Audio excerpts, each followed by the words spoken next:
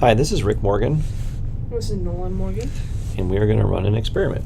Yeah. We're going to evaluate some different materials for potential slabs that we want to make of our own, and we've decided to run a designed experiment. It'll be very simple because we're not really varying the factors. We're just doing a material choice and selection here.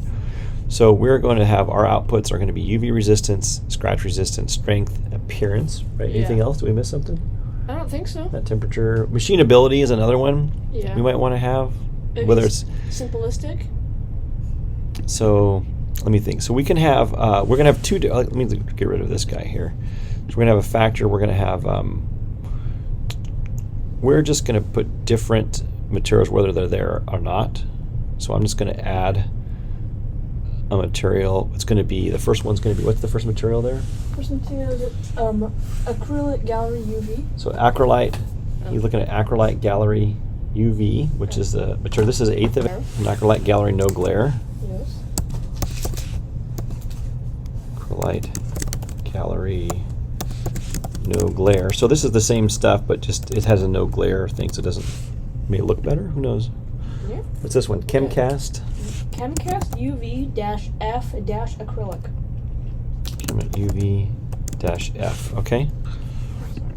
And what else we got there? Okay. After that, we have let's see, Crayolan UV2-plexiglass. Okay, so it's I actually misspelled it. So it's Cyrolon. Oh. That's my bad. Yeah. UV2. And what's the last one? Okay, it's a long one. Plazit. Polygal dash monogol. I may have mispronounced. / Plascarb dash plexiglass. I'm just going to put Plascarb. Two companies make it because Plascarb and Polygal are the same stuff. They're made by two different places at once. Oh, okay. So we're going to go ahead and we're not going to covariate any of these, but those are the materials. So we're going to have this ones here. We have Monogal. That comes in quarter. Everything else is in eighth. So we're going to have to figure that out. We have Cyrolon.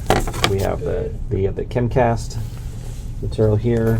We have and two acrylites, and we're going to check them for all these features, and then we'll see which ones we like best.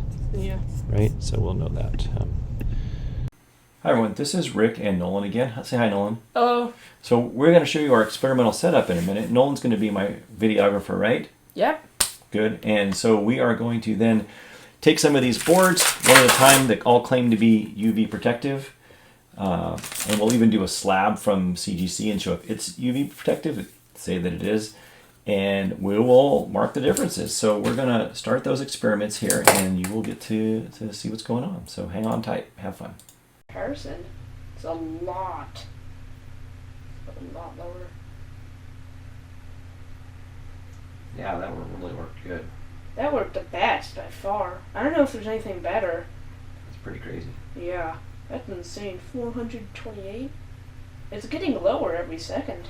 Not bad, right? It's in the 300 range. Well, that one worked a lot better. Well, that's Yeah. a big difference. By far, this is a comparison again. All right, here's the fourth board. Cyrolon UV2. Okay. Let's give it. Make sure we got 30 seconds on there before we go. Yeah, it's taking some time to recover. Yeah, no kidding, right? Yeah. It doesn't recover all the way because our batteries are dying. And we only have a battery powered UV light, so Yeah. we have to kind of make up for that. Okay, on 3 and go. Wow, that one really looks good. Now look at film the edges of this board. That's the Wow. thing is you don't have to film the screen of this thing because they're going to see it on the computer. Okay, but show this area up here some. Yeah, that's Look at like it. You can really see what it's doing. You can see the UV light getting scattered. Look at the edges right here where my finger is. man. That's like it's almost beautiful. Right? Yeah. Take a It's, picture if you can. I don't know if I can or not the button to. I don't know. Might be here. That's just stop recording. Fine. We gotta get a photo of that. Looks good. So Cyrolon UV2. We'll take it back up here and we'll let it go. Did that do even better? We'll find out. Wow. Looks about the same as the other one. I wasn't able to see it. So after Nolan and I took our data, we could see that there's like a general decay of our light here. coming down over time because it's a battery powered flashlight. Asymptotic decay kind of stabilized down here, but the best way we can handle this is to just highlight these areas before and after. So we're taking, this is before the first one, which was the CGC case, started at 18,620, and we'll put that here. That's UV initial, and to our initial, I'm just putting this in Excel for now, and then we'll do it after, and we'll get the statistics on that, which is going to be 15,610, and you can see that this guy here was only absorbed 16% of the light in the CGC case, so that wasn't great. It was something. It's not nothing. They said it is UV absorbing. And let's do a couple more here. The second one, we're highlighting this area, and then we'll also do this one. Whoops, I should have. There we go. View statistics, and whoops, I'll just leave that there. That is 12,590. That's just generic acrylic. 12,000. This is a thin 1/8 of an inch, just general acrylic, which is very likely what they're using for these cases. Let me close this thing here. The original was, whoops, scooch this over just a bit there. View statistics, and you'll see that it was 17,460. And so here I am. I'm just going to populate this table, and it won't bore you by making you see all of it, but some of the interesting stuff is up here, right? So this one, this first area, which went from 15,000 or so down to 482, that was the that was 1, 2, 3, 4, 1, 2, 3, the acrylite UV acrylite gallery UV OP3 film. It's a lucite. The second one was this next guy over here, was the Cyrolon, also by acrylite, but it's Lexan or polycarbonate, so it's going to scratch easier, yellow over time, possibly have pretty good UV resistance, easier, more bulletproof, easier to form. And then this last one here is going to be the Plascryl, which is polymethyl acrylate. So this one is different material entirely, and it had pretty good UV resistance too. So I'll do all the data here, and then we'll compare at the end. So what did we learn? I'm just gonna look at where I edited this photo, not even open the photo I'm saved. So the CGC case itself absorbed about 16% of the UV energy that was coming into it. Acrylic, slightly thicker. This is 1/8 inch acrylic sheet, did 27%. The same acrylic sheet coated in something called Chemcast UV film by Chemcast, on both sides, by the way, was only 33%. So two sides of that film helped, but it was not great. Each one offered maybe 3% protection. Acrylite gallery UV, however, this sort of picture frame acrylic, this is great. Acrylic is great because acrylic is harder to scratch, typically doesn't yellow over time, is sort of shinier to look at, is more transparent. You can laser cut it, but it's not shatterproof, not strong like the acrylic, like the Lexan is. The plexiglass, it's not flexible, it's harder to thermoform sometimes. It has a lower melting point, but harder to thermoform. They have their advantages and disadvantages. So this is 97%. That's crazy good. Look how good that is. Cyrolon UV is 96%. Plascryl, this is a PMMR, the polymethyl methacrylate.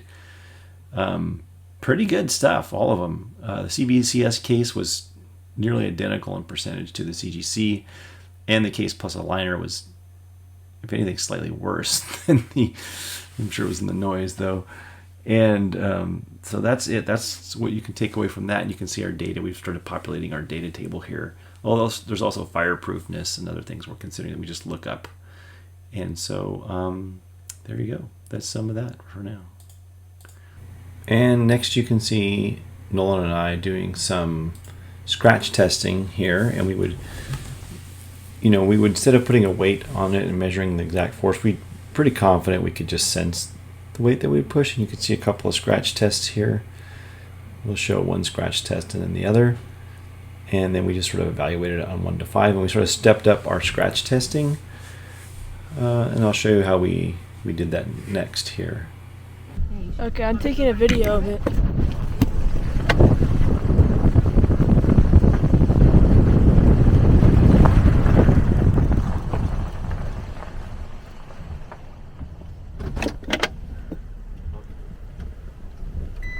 Yeah, I'm recording it.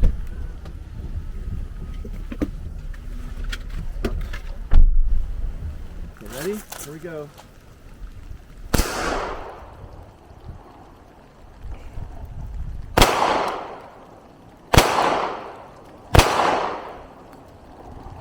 Right.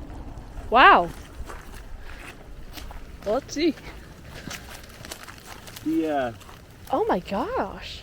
We'll take that one into account, and we'll stop it, and we'll do another one. Okay.